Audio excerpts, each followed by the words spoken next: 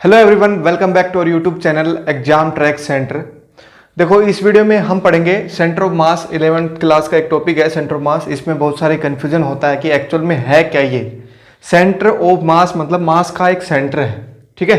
अब इसका मीनिंग कहाँ कहाँ पे यूज आता है ये सब चीज़ें। देखो, हमारे जो बेसिक चीज़ें हैं एस्ट्रोनॉमी के अंदर बहुत सारी चीज़ें यूज होती हैं। इसके अंदर सेंटर ऑफ मास जो है वहाँ पे काम आता है। जैसे हमारा सोलर सिस्टम जो है वो भी एक सेंटर ऑफ मास के अराउंड ही रिवॉल्व करता है। मोस्टली चीज़ें जैसे बाइनरी स्टार है वो भी, जैसे सोलर सिस्टम की हम बात करें तो ये हमारा जैसे सन है और बाकी प्लैनेट्स हैं हमारे, ठीक है। ऐसे हमारे प्लैनेट हैं, ठीक है, और ये इसके अराउंड रिवॉल्व करते हैं। एक्चुअल में सन के अराउंड रिवॉल्व नहीं करते हैं। ये किसके अराउंड रिवॉल्व करते हैं? ये रिवॉल्व करते हैं सेंटर ऑफ मास के। जो कि सेंटर ऑफ मास जो होगा मतलब कि एक ऐसा पॉइंट, एक ऐसा सेंटर जहां पे ये सभी ऑब्जेक्ट अगर एक ऑब्जेक्ट बन जाएंगे तो वो कहाँ पे लाई करेगा? एक पॉइंट पे लाई करेगा। वो पॉइंट क्या होगा? जिसको हम बोलेंगे सेंटर ऑफ मास। मतलब जिसके कोऑर्डिनेट फिक्स रहेंगे according to their position. Position अगर अलग अलग होगी तो कोऑर्डिनेट शिफ्ट हो जाएगा वो, ठीक है। तो सेंटर ऑफ मास क्या है कि ऐसा सेंटर, ऐसा पॉइंट जहां पे पूरे सिस्टम का मास एक ही जगह हम मानते हैं। It is a imaginary point, ठीक है। एक्चुअल में कोई लेना देना नहीं है उस पॉइंट का। इमेजिनरी पॉइंट है जहां पर हम पूरा का पूरा मास मानते हैं। जैसे सोलर सिस्टम के अंदर जो हमारा मास है सन का वो बहुत ज्यादा है एज कंपेयर टू प्लैनेट्स, ठीक है। तो सेंटर ऑफ मास जो वो लाई करता है, या इसके जैसे अकेला सन होता है तो बीच में लाई करता वो, लेकिन ये अकेला सन नहीं है, पूरा सिस्टम है, पूरे ऑब्जेक्ट हमारे पास, प्लैनेट भी हैं। तो सेंटर ऑफ मास इसका कभी यहाँ पे लाई करता है, कभी कभी इसके बाहर भी लाई करता है, ठीक है। तो इसके अराउंड रिवॉल्व करते हैं ये सब। अगर ये बाहर चला जाता है तो ये भी रिवॉल्व करता है इसके अराउंड, ठीक है।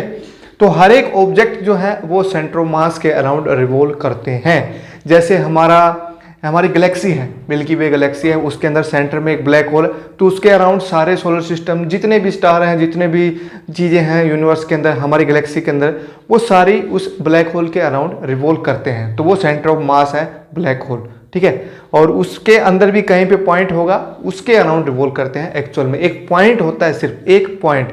पॉइंट का मतलब है जिसका साइज बहुत छोटा है एज कंपेयर टू देयर, जितनी वो स्पीड ट्रेवल करते हैं, जितने भी डिस्टेंस ट्रेवल करते हैं, उसके कंपेयर में जो उसकी ऑब्जेक्ट का साइज है वो बहुत कम होता है। उसको हम पॉइंट ऑब्जेक्ट बोलते हैं, ठीक है।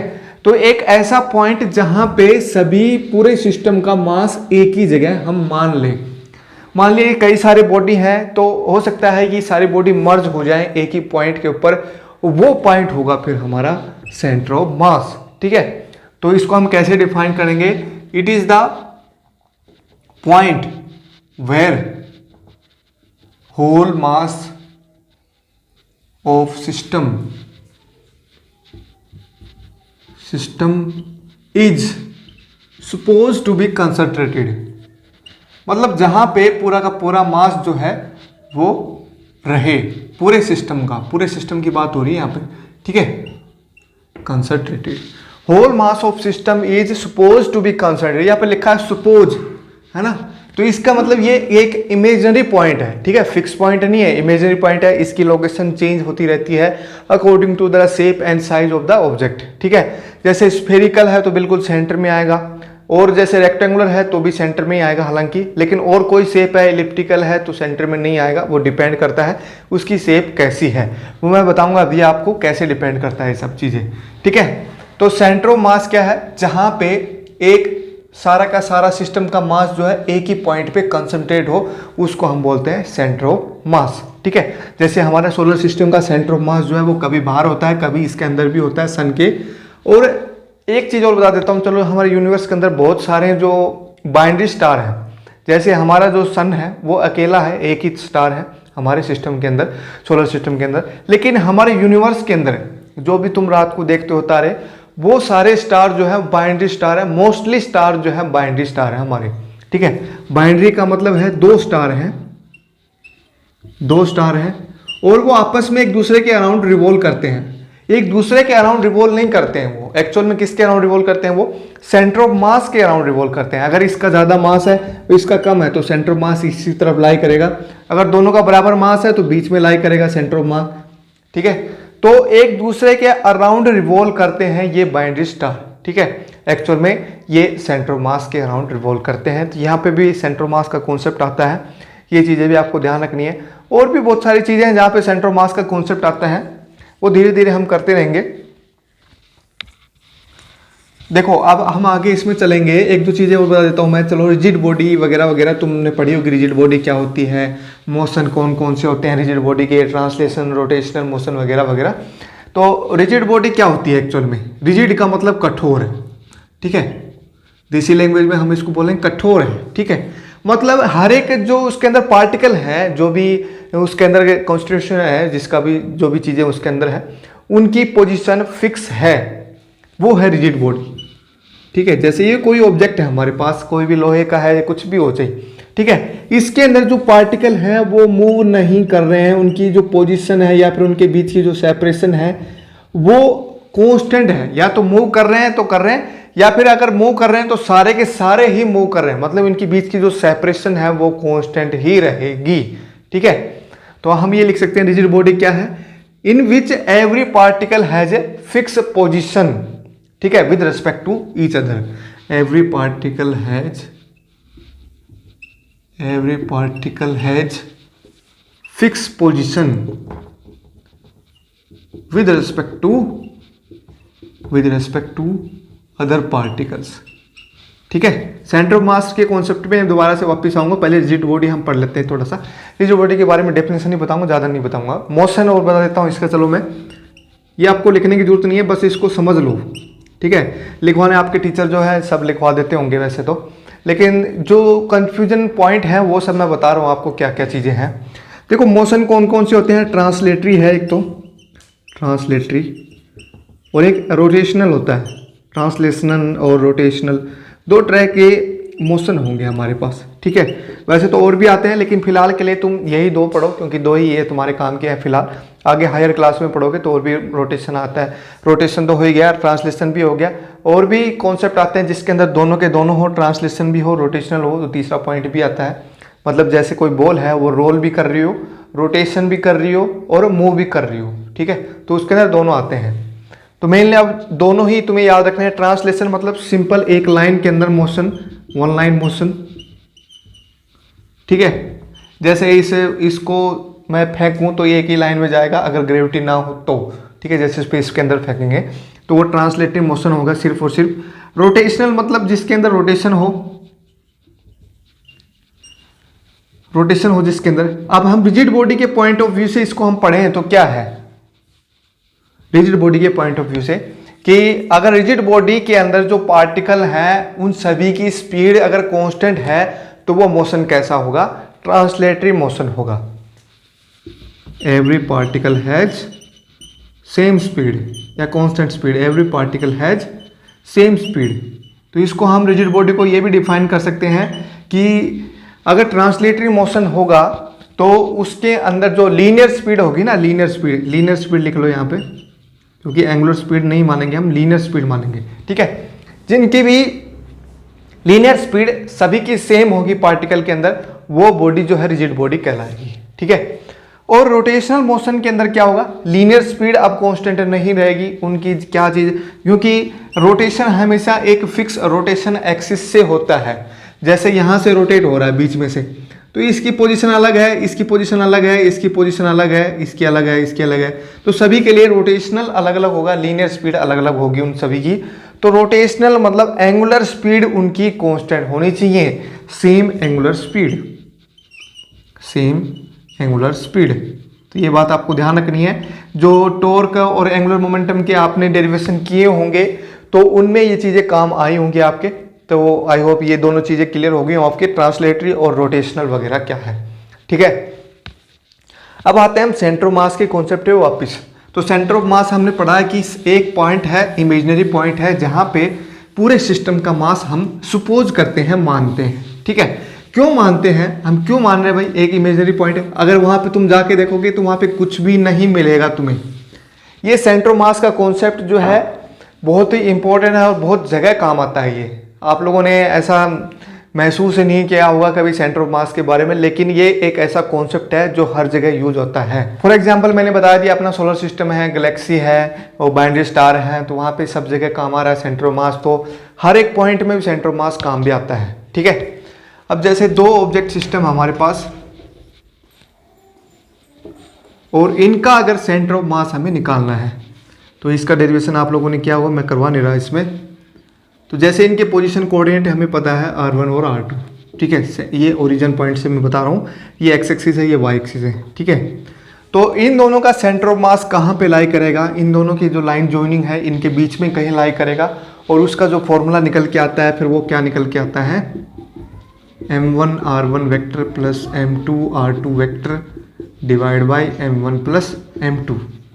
ये है position coordinate of centre of मास। तो ये सेंटर ऑफ मास कहीं इनके बीच में लाई करेगा, ये इनका मास है m1 और m2। ठीक है, और सेंटर ऑफ मास का जो मास होता है वो कितना होगा, दोनों के सम के बराबर m1 plus m2 centre of mass का मास होगा। टोटल मास जो है सेंटर ऑफ मास का क्या होगा, m1 प्लस m2। अब ये जो फॉर्मूला है वो तो निकल के आता है डिस्क्रीट सिस्टम के लिए, मतलब जिनके डिस्क्रीट सिस्टम मतलब जो पार्टिकल हमारे पास है उन सभी की पोजीशन हमें नोन है, हमें पता है। जैसे इसका मैंने R1 वेक्टर लिया है, इसका मैंने R2 वेक्टर लिया है। ठीक है, इसका डेरिवेशन आप लोगों ने क्या होगा, मैं फिलहाल नहीं करवा रहा, मैं कंसंट्रेट कर रहा हूँ फिलहाल कंटिन्यूस सिस्टम के लिए। तो कंटिन्यूस सिस्टम के एक दो एग्जांपल मैं करवाऊंगा तुम्हें, और उसमें हम सेंटर ऑफ मास निकालेंगे। ठीक है, तो ये था डिस्क्रीट सिस्टम के लिए, वो भी दो ऑब्जेक्ट्स के लिए, m1 और m2 के लिए था सिर्फ और सिर्फ। अगर तीन हो तो तीसरा भी ऐड हो जाएगा इसमें, जैसे तीसरा और हो तो उसकी पोजीशन भी अगर नोन है तो तीसरा और ऐड हो जाएगा। ठीक है, वेक्टर फॉर्म में मैंने इसलिए लिया है क्योंकि तीनों कोऑर्डिनेट आ गए इसके अंदर, x y z तीनों एक्सिस आ गई। अगर x यहाँ पे लोगे तो यहाँ पे x1 x2 x3 लेना पड़ेगा, y लोगे तो y1 y2 y3 लेना पड़ेगा, z लोगे तो z1 z2 z3 लेना पड़ेगा। ठीक है, और सेंटर ऑफ मास का जो मास हो जाएगा वो क्या हो जाएगा, तीनों के मास के सम के बराबर। ठीक है, तो ऐसे ही चार कोऑर्डिनेट हो, पांच मासेस हो, डिस्क्रीट पार्टिकल हो, कितने भी हो, तो सभी का जो एडअप करेंगे हम पोजीशन कोऑर्डिनेट के साथ और सेंटर ऑफ मास हम निकाल लेंगे डिवाइड बाय वही m। ठीक है, या फिर यहाँ पे भी लिख सकते हो summation of small mi i is equal to 1 से लेकर जितने भी पार्टिकल हमारे पास लेट से n है और उन सब की कोऑर्डिनेट्स हमें पता है, तो हम ये सेंटर ऑफ मास का फॉर्मूला ये लिखेंगे। डिस्क्रीट सिस्टम के लिए ये समेशन के लिए यूज होता है, मतलब इसमें आई की वैल्यू 1 पुट करेंगे, फिर 2 पुट करेंगे, फिर 3 पुट करेंगे एंड सो ऑन। ठीक है, ये तो था डिस्क्रीट सिस्टम के लिए। अब कंटिन्यूस सिस्टम अगर हो, कंटिन्यूस सिस्टम का मतलब ये है कि उनकी पोजीशन हमें पता नहीं है एक्चुअल में, जो कि हमारे रियल लाइफ में बहुत सारे सिस्टम होते हैं कंटिन्यूस सिस्टम। जैसे कोई भी ऑब्जेक्ट है, जैसे बोर्ड है या फिर मैं हूँ, मैं भी एक कंटिन्यूस सिस्टम हूँ। ये जो चौक है, ये जो भी चीज़ें हैं, डस्टर हैं, ये सारे कंटिन्यूस सिस्टम हैं, मतलब जिनके अंदर पार्टिकल की कोऑर्डिनेट्स हमें नहीं पता है, तो उसका सेंटर ऑफ मास कैसे हम निकालेंगे। तो उसका सेंटर ऑफ मास निकालने का जो फॉर्मूला है वो क्या है, देखो इसको जनरलाइज फॉर्म में मैं लिखूं, ये क्या लिखा था, डिस्क्रीट पार्टिकल के लिए लिखा था, तो कंटिन्यूस पार्टिकल्स के लिए, कंटिन्यूस सिस्टम के लिए मैं क्या लिखूंगा, इसको इंटीग्रल फॉर्म हमें यूज करना पड़ेगा। देखो अगर हमें नहीं पता है उनकी कोऑर्डिनेट्स, उनकी जो डिस्टेंस, उनकी जो सेपरेशन है, उनके जो कोऑर्डिनेट्स है हमें नहीं पता है, तो हम क्या करेंगे, इंटीग्रेशन यूज करेंगे। इंटीग्रेशन क्या होता है, integration as a sum use होता है। सम कब यूज होता है, जब बहुत छोटे छोटे पार्टिकल हैं, जैसे इस बोर्ड के अंदर कितने पार्टिकल हैं वो हमें अगर निकालने हैं तो हम इंटीग्रेशन यूज करेंगे। एक एक पार्टिकल को एडअप करना बहुत मुश्किल काम हो जाता है। ठीक है, तो इंटीग्रेशन हम करेंगे इसके अंदर। इंटीग्रेशन थोड़ा बहुत आप लोगों ने पढ़ा होगा जब 11th क्लास आपने स्टार्ट की होगी। तो कंटिन्यूस सिस्टम समझ में कम क्यों आता है, क्योंकि इंटीग्रल पार्ट आता है इसमें, मैथमेटिक्स आती है काफ़ी, जो कि तुमने अभी नहीं पढ़ रखी है, इंटीग्रेशन वगैरह जो 12th क्लास में आता है, इसलिए इसमें प्रॉब्लम होती है आप लोगों को। ठीक है, लेकिन इसको मैं थोड़ा सा समझाने की कोशिश आपको करूँगा कि धीरे धीरे आपको समझ में आए क्या है चीज़ें। तो एक्स कोऑर्डिनेट क्या आएगा, एक्स लिख दो यहाँ पे और डिवाइड बाय टोटल m, ये दो जो है टोटल मास है। y कोऑर्डिनेट सिंपल है, यहाँ पर y कर दोगे, z कोऑर्डिनेट यहाँ पे z कर दोगे, small x small y small z। ठीक है, तो ये फॉर्मूला आपको ध्यान रखना है। सिमिलर फॉर्म में आपको मोमेंट ऑफ इनर्शिया देखने को मिलेगा, आगे जो टॉपिक पढ़ोगे मोमेंट ऑफ इनर्शिया, उसमें भी ऐसे ही कंटिन्यूस सिस्टम अलग होगा, डिस्क्रीट सिस्टम अलग होगा, तो उसमें अलग अलग निकालने पड़ेंगे तुम्हें, मोमेंट ऑफ इनर्शिया भी निकालने पड़ेंगे सेम कॉन्सेप्ट से। सेम जो ये फॉर्मूला हम यूज करने वाले हैं, सेम कॉन्सेप्ट हम यूज करेंगे, वो भी मोमेंट ऑफ इनर्शिया के अंदर है, ठीक है। तो जैसे मेरे पास एग्जाम्पल है, कंटिन्यूस सिस्टम में ले रहा हूँ। पहला यूनिफॉर्म रोड ले लेते हैं, चलो पहली मैं ले लेता हूँ यूनिफॉर्म रोड। यूनिफॉर्म रोड, सबसे पहले यूनिफॉर्म वर्ड तुम्हें समझना पड़ेगा। यूनिफॉर्म क्या है? यूनिफॉर्म का मतलब है कि कांस्टेंट है, मतलब हर एक जगह उसकी शेप साइज जो है कांस्टेंट है, ठीक है। ये नहीं कि कहीं से मोटा है कहीं से पतला है, ऐसा कुछ भी नहीं है। रोड जो है पूरी की पूरी सेम शेप की है, सेम साइज की है, ठीक है। वो यूनिफॉर्म रोड है, मतलब उसके हर एक लेंथ के अंदर जितना भी मास है हमारा, वो जैसे इतनी लेंथ में जितना मास है इतनी ही लेंथ अगर यहाँ पे ले उतना ही मास यहाँ पे होना चाहिए, तो उसको हम यूनिफॉर्म हम बोलेंगे, ठीक है। एक सिलेंड्रिकल टाइप में मैंने ले ली, या फिर रेक्टेंगुलर भी ले सकते हो तुम, जो भी लेना चाहते हो रोड, ठीक है। सिलेंड्रिकल मतलब गोल, ऐसे ये जो सिलेंडर है फिलहाल, या फिर तुम इसको रेक्टेंगुलर शेप की भी ले सकते हो, कोई भी रोड, ठीक है, तुम्हारी मर्जी है, कोई भी ले लेना, ठीक है। तो इसमें हमें निकालना है इसका सेंटर ऑफ मास कहाँ पे लाई करेगा। इसका टोटल मास मैंने मान लिया है m है, टोटल लेंथ इसकी मान लो कैपिटल L है, ठीक है। अब देखो सेंटर ऑफ मास निकालने से पहले तुम्हें क्या करना पड़ेगा, एक ओरिजिन पॉइंट डिसाइड करना पड़ेगा, अपने कोऑर्डिनेट्स जो हैं डिसाइड करने पड़ेंगे कहाँ से हम ले रहे हैं कोऑर्डिनेट्स को, ठीक है। क्योंकि इंटीग्रेशन है तो इंटीग्रेशन के अंदर क्या आएगा, लिमिट आएगी अपनी, तो लिमिट पेश करने के लिए आपको क्या करना पड़ेगा, ओरिजिन लेना पड़ेगा। ओरिजिन कहाँ पे ले रहे हो, तो ओरिजिन तुम यहाँ पे भी ले सकते हो, इसके बीच में भी ले सकते हो, यहाँ पे भी ले सकते हो, तुम्हारी मर्जी, कहीं पे भी ले लो, ठीक है। चलो मैं यहाँ पे ले लेता हूँ, ये हमारी एक्सिस है फिलहाल, ये एक्स एक्सिस है इधर, और ये हमारी वाई एक्सिस, ठीक है।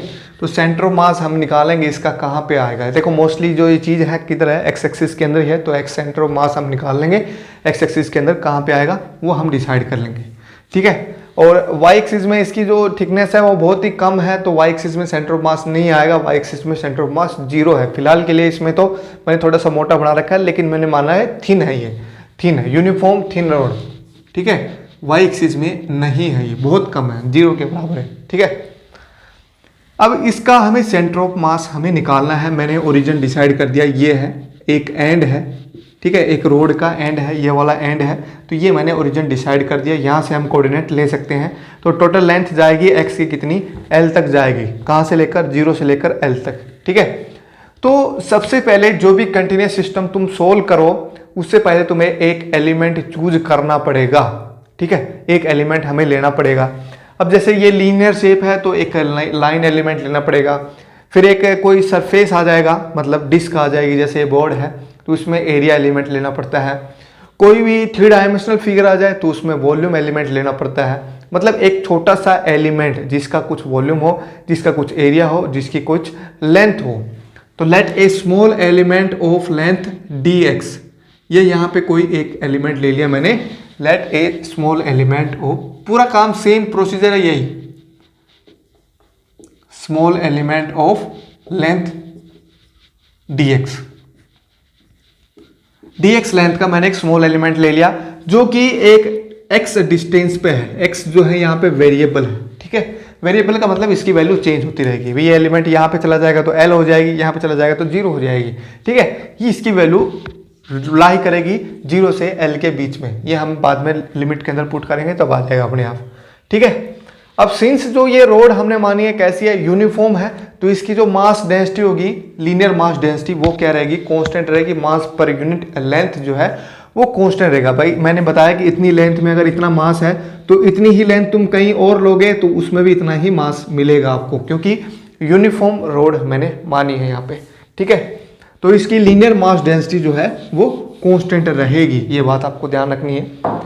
और लेट से इसका जो मास है इस लाइन एलिमेंट का कितना है, स्मॉल dm, ठीक है। तो x centre of mass, centre of mass का x कोऑर्डिनेट क्या आएगा अपना, x dm divide bye dm, ठीक है। ये dm जो है मास है किसका, इस स्मॉल एलिमेंट का। तो अब देखो इसमें जो वेरिएबल है x अपना मास है, अब 2 वेरिएबल है इंटीग्रेशन के अंदर, तो सिर्फ एक वेरिएबल हमें यहाँ पे लेके आना है। तो या तो x को m की फॉर्म में लिखो या फिर m को x की फॉर्म में लिखो। तो m को x की फॉर्म में हम लिख लेते हैं, dm जो है मतलब स्मॉल मास है, ये स्मॉल एलिमेंट मास। डी जब भी लगा दें तो इसका मतलब है स्मॉल एलिमेंट मास। वो किसके बराबर होगा? देखो टोटल मास है m और टोटल लेंथ है इसकी l, ठीक है।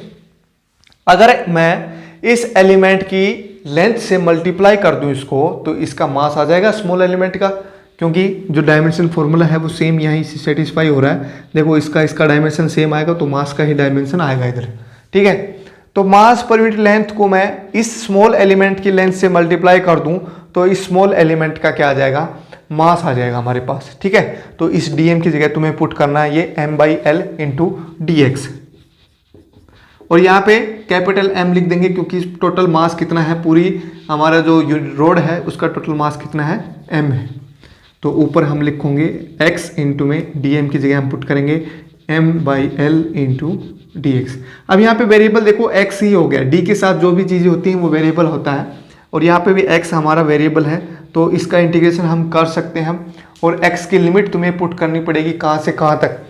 देखो x का मतलब ये है यहाँ से लेकर लेंथ इस एलिमेंट की, तो ये एलिमेंट यहाँ पे भी हो सकता है और यहाँ पे भी हो सकता है। मैक्सिमम और मिनिमम पॉइंट तुम्हें ढूंढने हैं कौन कौन से हैं।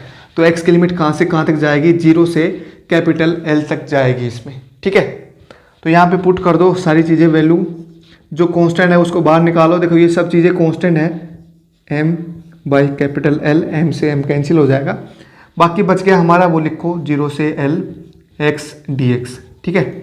इसका जो इंटीग्रेशन करेंगे तो इंटीग्रेशन वाला फॉर्मूला तुमने पढ़ रखा होगा ये, कि किसी भी पावर का जो इंटीग्रेशन है वो कैसे होता है, उसमें एक ऐड कर दो और वही पावर नीचे लिख देते हैं हम, ठीक है। तो यहाँ पे x है, सिंगल पावर है 1 है, तो क्या एक पावर ऐड हो जाएगी तो क्या बन जाएगा? x², और नीचे यो का यो पावर 0 से L, ठीक है। तो अब क्या करेंगे, इसके अंदर लिमिट हम पुट करेंगे, पहले ऊपर वाली लिमिट फिर लोअर लिमिट। तो 1/L, ऊपर वाली लिमिट क्या है? L है, तो L²/2 माइनस में 0 पुट करेंगे तो 0 ही हो जाएगा ये तो, ठीक है। L²/2 अंदर है, L बार है, तो एक L से L कैंसिल हो जाएगा, तो सिंपल क्या आ गया ये L/2। मतलब कहाँ पे आ गया? बिल्कुल इस रोड के बिल्कुल बीच में आ गया सेंटर ऑफ मास हमारा, ठीक है। y कोऑर्डिनेट जो है 0 होगा क्योंकि मैंने मानी है बहुत thin road on along the x axis, सिर्फ हमने ये रोड मानी थी, ठीक है। तो कहाँ पे आ गया ये? L/2 डिस्टेंस पे आ गया। अब ये ओरिजिन पॉइंट मैंने यहाँ पे लिया था तो यहाँ पे आया, ठीक है। अगर ओरिजिन पॉइंट तुम यहीं पे लेते हो बीच के अंदर, तो ये एक्स सेंटर ऑफ मास जब तुम निकालोगे तो ये 0 ही आएगा यहाँ पे।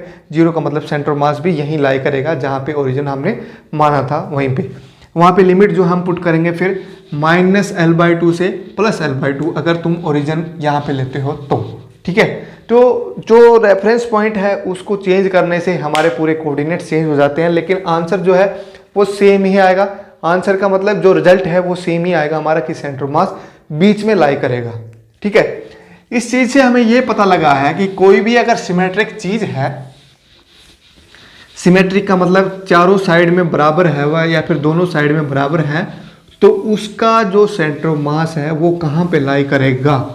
कहाँ पे लाई करेगा? उसके जियोमेट्रिक सेंटर के ऊपर लाई करेगा। फॉर यहाँ पे लिख सकते हैं हम, यहाँ से इस चीज को डिफाइन हम ये करेंगे कि for symmetric objects center of mass always lie on the geometric center. For symmetric objects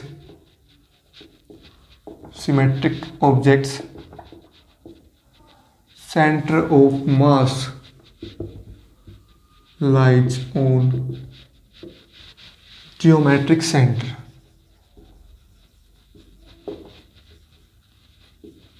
ठीक है।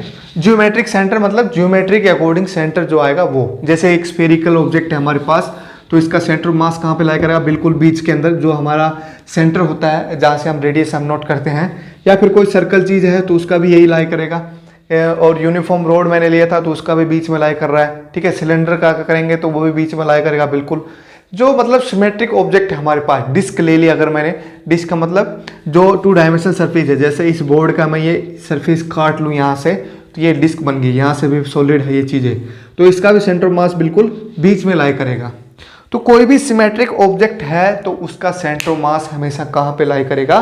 बिल्कुल बीच में ही लाई करेगा। लेकिन क्वेश्चन अब ये आते हैं कि अगर हाफ हो भाई, हाफ रिंग हो, हाफ डिस्क हो, हाफ स्फीयर हो, तो सेंटर ऑफ मास कैसे शिफ्ट हो जाता है, ये हम अब निकालने वाले हैं। सेमी, सेमी का मतलब आधा। तो centre of mass of semi circular ring का निकाल लेते हैं, फिर डिस्क का हम निकालेंगे और स्फीयर का हम निकालेंगे। तो थोड़ा सा वीडियो लंबा होने वाला है। सेमी सर्कुलर रिंग, चलो एक दो मैं करवा देता हूँ, बाकी तुम ट्राई कर लेना। अगर नहीं आता है तो आप मेरे को कमेंट करके बता सकते हैं कि ये ऐसे क्वेश्चन आपको करवाने चाहिए, तो वह करवा दूंगा। ठीक है, सेमी सर्कुलर रिंग। तो ये एक्स एक्सिस में ये इधर है, वाई एक्सिस अपनी इधर है, ये एक्स है और ये वाई एक्सिस है। ओरिजिन पॉइंट मैंने ये लिया है बिल्कुल, कहाँ पे, इनके ज्योमेट्री सेंटर है जहाँ पे, वहीं पे मैंने इसका ओरिजिन पॉइंट लिया है। ठीक है, तो अब इसका हमें सेंटर ऑफ मास निकालना है। देखो एक्स एक्सिस में तो सिमेट्री है इसके अंदर, लेकिन वाई एक्सिस में सिमेट्री नहीं है। एक्स एक्सिस में सिमेट्री क्यों है, जितनी डिस्टेंस इधर है इतनी ही इधर है, लेकिन वाई में नहीं है, इधर है इधर नहीं है। पूरी सर्कुलर रिंग होती तो सेंटर ऑफ मास यहीं पे आ जाता, लेकिन पूरी सर्कुलर रिंग नहीं है, आधी है ये। तो कैसे हम निकालेंगे इसके अंदर, वही स्मॉल एलिमेंट हमें लेना पड़ेगा और उसका फिर हम इंटीग्रेशन हमें सोल्व करेंगे। तो वही सेम प्रोसीजर है। X centre of mass, x coordinate क्या है इसका, डायरेक्ट भी लिख सकते हैं जीरो, लेकिन जीरो डायरेक्ट नहीं लिखना है तो तुम इसको सोल्व करके भी लिख सकते हो कि जीरो कैसे आता है। तो एक स्मॉल एलिमेंट मैंने ले लिया यहाँ पे, क्योंकि यहाँ पे अंदर तो खाली है, रिंग है ना ये। रिंग का मतलब जैसे साइकिल का जो टायर आता है वो एक रिंग है टाइप में, तो मतलब भारी भारी सरफेस है उसकी, अंदर कुछ भी नहीं है। तो एक स्मॉल एलिमेंट ले लिया मैंने जिसकी लेंथ है कुछ dl। ठीक है, और ये जो एंगल बना रहा है कितना बना रहा है, d थीटा बना रहा है, और यहाँ से ये एंगल मैंने मान लिया थीटा। ठीक है, मेनली इसमें काम किसका होगा, एंगल का होगा, थीटा का काम होगा हमारे पास। ठीक है, तो इस हमारे एलिमेंट के जो कोऑर्डिनेट्स होंगे वो क्या क्या होंगे, एक्स और वाई कोऑर्डिनेट इसके। तो एक्स की वैल्यू कितनी होगी, देखो ये टोटल रेडियस मैं इसकी मान लेता हूँ कैपिटल आर है, तो एक्स की वैल्यू क्या होगी, simple r cos of theta. Resolve कैसे करते हैं कंपोनेंट को ये आपको पता है। और वाई कोऑर्डिनेट क्या हो जाएगा इसका, आर साइन थीटा। ठीक है, यहां तक क्लियर हो गया। इसके कोऑर्डिनेट मैंने निकाल लिए, इस लाइन एलिमेंट के कोऑर्डिनेट मैंने निकाल लिए। और इसमें जो ये डिस्प्लेसमेंट हुई है, मतलब कितना ये लाइन एलिमेंट की इसकी लेंथ है, वो एक्स एक्सिस में dx है और y एक्सिस में dy है। ठीक है, ये बात आपको ध्यान रखनी है।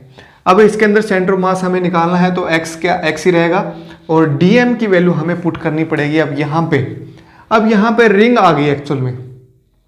ठीक है, तो रिंग एक लीनियर शेप की होती है, इसके अंदर स्फेरिकल सरफेस नहीं होता है, मतलब टू डायमेंशनल सरफेस है तो सही, टू डायमेंशनल ऑब्जेक्ट है लेकिन सरफेस नहीं है यहाँ पे। तो यहाँ पे क्या आएगा, लेंथ ही आएगी, एरिया नहीं आएगा, लीनियर मास डेंसिटी ही लेनी पड़ेगी। तो स्मॉल जो मास एलिमेंट है, इसका एलिमेंट भी कितना, इस एलिमेंट का मास कितना है, dm मैंने मान लिया। ये जो छोटा सा लाइन मैंने ली है ना यहाँ पे, इसका मास है dm।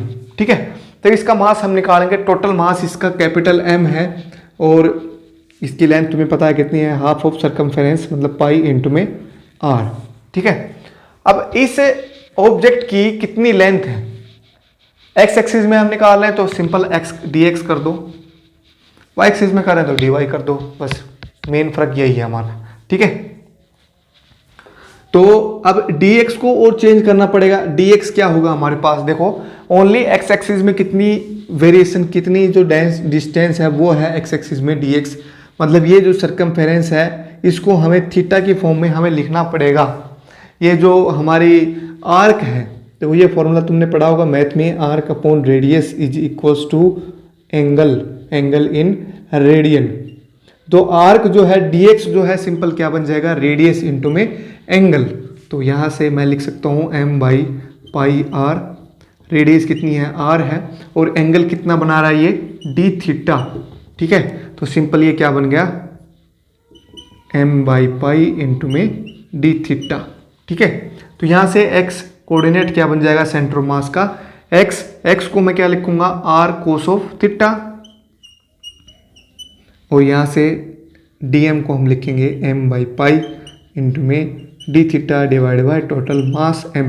तो m से m कैंसिल हो गया, बाकी जो कांस्टेंट है उनको बाहर ले लो, आर बाई पाई, और अंदर जो बच गया वो क्या बच गया, कोस थीटा इंटू में डी थीटा। अब थीटा की लिमिट हमें पुट करनी है, तो थीटा की लिमिट कहाँ से कहाँ तक लाई करेगी। देखो थीटा मिनिमम हो सकता है यहाँ पे तो 0 होगा, और मैक्सिमम कहाँ पे जा सकता है, यहाँ पे 180 डिग्री। तो 0 से 180 डिग्री या फिर पाई रेडियन तुम लिख सकते हो। अब कोस का जो इंटीग्रेशन होता है वो क्या होता है, सिंपल साइन होता है। साइन का इंटीग्रेशन माइनस कोस होता है, ये बात आपको ध्यान रखनी है, साइन ऑफ थीटा। इसमें लिमिट पुट करो 0 से 180, तो साइन 180 कितना होता है, 0 होता है। साइन एन पाई हमेशा 0 होता है, 0, और साइन 0 भी 0 होता है, तो ये पूरा आ गया 0। X coordinate of centre of मास कितना आ गया, 0 आ गया यहाँ से। वाई कोऑर्डिनेट हम निकालेंगे, तो यहाँ पे वाई पुट करेंगे, यहाँ पे भी वाई करेंगे, फिर पूरा सेम कॉन्सेप्ट है, यहाँ पे फिर वाई का आ जाएगा हमारा, और वाई के अंदर भी सेम यही एलिमेंट हमारा यही रहेगा सेम। बस फर्क क्या होगा, यहाँ पे वाई है तो वाई की जगह हम क्या लिखेंगे, फिर आर साइन थीटा लिखेंगे यहाँ पे, साइन थीटा। ठीक है, वाई कोऑर्डिनेट हम निकाल रहे हैं, तो सेम प्रोसीजर है, आर बाई पाई, यहाँ पे भी साइन ही आएगा फिर। अब साइन का इंटीग्रेशन जो होता है वो क्या होता है, माइनस ऑफ कोस होता है, तो एक माइनस साइन यहाँ पे लगा देता हूँ मैं, और कोस ऑफ थीटा। ठीक है, अब 0 नहीं आएगा इसका, देखो ये माइनस साइन है बार पहले से ही। कोस 180 डिग्री कितना होता है, कोस 180, कोस देखो ये चीज़ें तुम ध्यान रख लो क्योंकि बार बार यूज होती हैं। साइन ऑफ एन पाई हमेशा 0 होता है, कोस ऑफ एन पाई जो है -1 की पावर n है। यहाँ पे पाई जो है पाई 22/7 नहीं होता, 180 डिग्री हम मानते हैं इसको। ठीक है, मैथमेटिक्स में आप लोगों ने पढ़ रखा होगा ये सब चीज़ें। तो कोस 180 कितना होगा, कोस 180 मतलब n की वैल्यू 1, पाई की जगह 180 पुट करना है, तो n की वैल्यू 1 मतलब -1 की पावर 1, तो -1 आ गया। कोस 0 माइनस साइन के साथ लोअर लिमिट लगाते हैं हम, और कोस 0 कितना होता है, 1 होता है, तो ये बन गया -2, माइनस माइनस प्लस हो जाएगा 2r/पाई, मतलब y कोऑर्डिनेट आ गया हमारा 2r/पाई। ठीक है, तो इसका एक्चुअल में सेंटर मास कहाँ पे लाई करेगा, मतलब y एक्सिस पे लाई करेगा, कहाँ पे, 2r/पाई। अब ये लगभग वैल्यू कितनी होगी, 2/3 पार्ट ऑफ r, तो टोटल रेडियस यहाँ से r है, तो इसका 2/3 करना है, तो लगभग यहाँ से आ गया, यहाँ से किसका सेंटर ऑफ मास लाई करेगा हमारा इस सेमी सर्कुलर रिंग का। ठीक है, एक्चुअल में ये नहीं जरूरी नहीं है कि उसी रिंग के ऊपर ही आए, कहीं पे भी उस रिंग के बाहर भी आ सकता है, जैसे सन के बाहर भी आया था हमारा सेंटर ऑफ मास, कभी आता है और कभी नहीं भी आता है। ठीक है, तो डिपेंड करता है पोजीशन के ऊपर। तो ये ऐसे सेमी सर्कुलर रिंग के अंदर हम सेंटर ऑफ मास निकाल सकते हैं। X coordinate centre of mass का 0 आया था, वाई कोऑर्डिनेट 2r/पाई आ गया हमारा। ठीक है, अब यहीं पे चीज हमारी डिस्क होती, तब क्या करते हैं हम, डिस्क समझते हो, जो अंदर से सॉलिड हो, जैसे हमारी प्लेट तुमने देखी होगी, या फिर जो डीवीडी आती है, सीडी जो आती है ना, वो भी क्या होती है, डिस्क है हमारी। ठीक है, सेमी सर्कुलर डिस्क हम लेते हैं। इसमें लास्ट हम करेंगे, बोर नहीं करेंगे ज़्यादा। फिर स्फेरिकल ऑब्जेक्ट तुम ट्राई करके देखना, उसमें वॉल्यूम एलिमेंट हम लेते हैं, नहीं तो नेक्स्ट क्लास में हम बता देंगे आपको। ठीक है, अब ये एक डिस्क है, मतलब अंदर से बिल्कुल भरी हुई है। ठीक है, सिमिलरली ये एक्स एक्सिस है और ये वाई एक्सिस है, तो इसका हमें सेंट्रल मास अब निकालना है। डिस्क का टोटल मास वही m है, और इसका एरिया तुम मान सकते हो a/2, इसकी रेडियस मान लो तुम r। ठीक है, तो इसका एरिया क्या होगा, सिंपल π/2 r², हाफ डिस्क है ना हमारी। ठीक है, अब ये हमने ले लिया।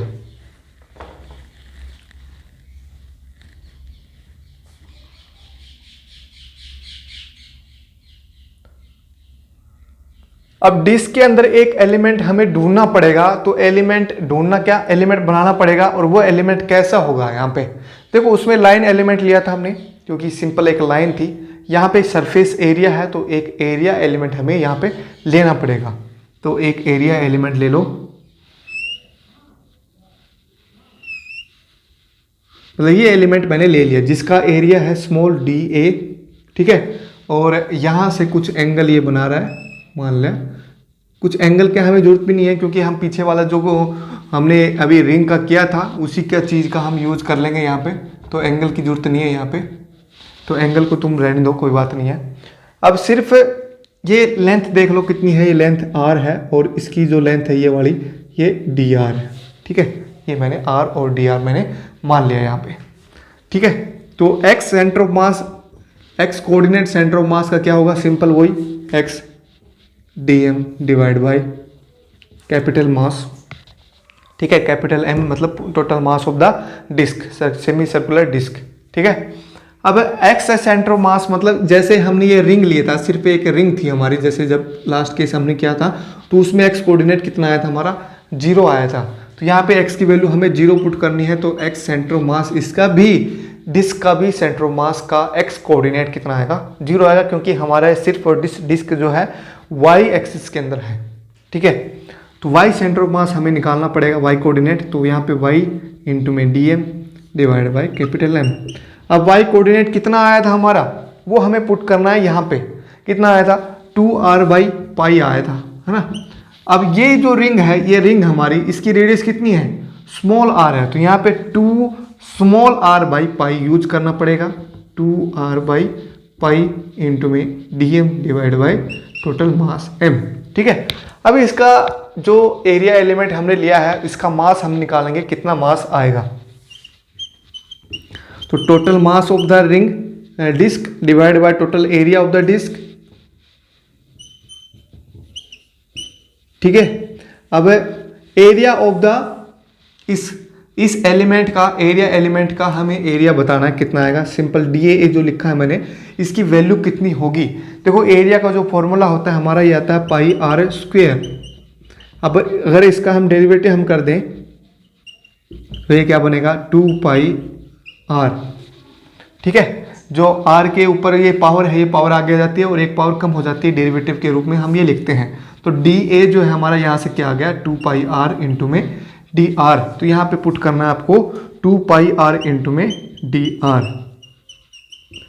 तो ये हमारा क्या बन गया, देखो पाई से पाई कैंसिल हो गया, ठीक है, और कुछ कैंसिल नहीं हो रहा, तो बाकी से सारी टर्म लिखो यहाँ पे, 4m और ये बन गया r square r dr।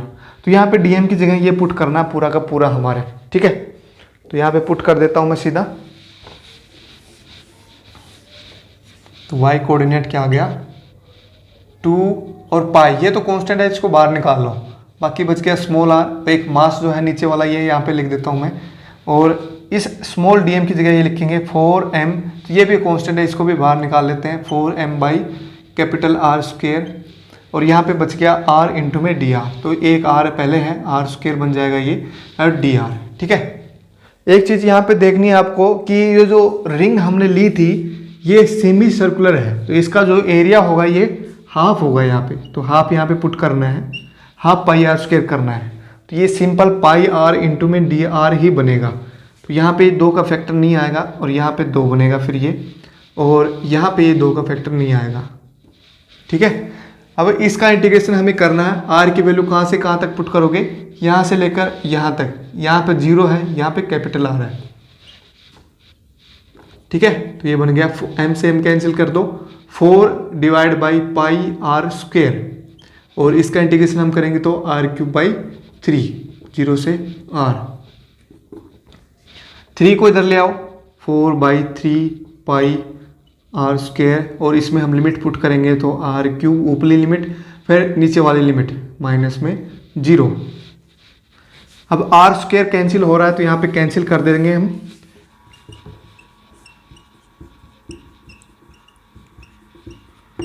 r square से r स्क्वेयर कैंसिल हो गया, तो ये बन गया 4r बाई 3 पाई। तो y coordinate of centre of मास हमारा आ गया 4r बाई 3 पाई जगह पे, और x कोऑर्डिनेट कितना आया था, 0 आया था। तो इसका मतलब y एक्सिस के ऊपर ही लाई करेगा कहीं पे, ये कहाँ पे लाई करेगा, 4 बाई 3 पाई हिस्से पे, रेडियस के 4 बाई 3 पाई कितना हो गया, लगभग 4 बाई 9, तो 4th हिस्सा, और ये देखो रेडियस, ये टोटल रेडियस यहाँ से यहाँ तक है, तो इसका 4th हिस्सा लगभग यहाँ से का आएगा। तो सेंटर ऑफ मास जो कोऑर्डिनेट लाई करेगा वो y एक्सिस के ऊपर लाई करेगा, और बीच में नहीं, बीच से थोड़ा सा पहले, ठीक है। और एक्स एक्सिस, एक्स कोऑर्डिनेट 0 है तो एक्स एक्सिस पे तो आएगा नहीं, सिर्फ और सिर्फ वाई एक्सिस के ऊपर ये आएगा। ठीक है, तो ये डिस्क का पूरा कॉन्सेप्ट था हमारा, सर्कुलर डिस्क हमने करवा दी। और सेमी सर्कुलर डिस्क है, और फुल सर्कुलर डिस्क हो तो सेंटर ऑफ मास कहाँ पे लाई करेगा इसका, बिल्कुल बीच के ऊपर लाई करेगा। लेकिन सेमी सर्कुलर है तो थोड़ा सा ऊपर चला जाएगा ये। ठीक है, ऐसे ही स्फेरिकल का तुम्हें करना है, ट्राई करना है, नहीं आता तो कमेंट करके मेरे को बताना है।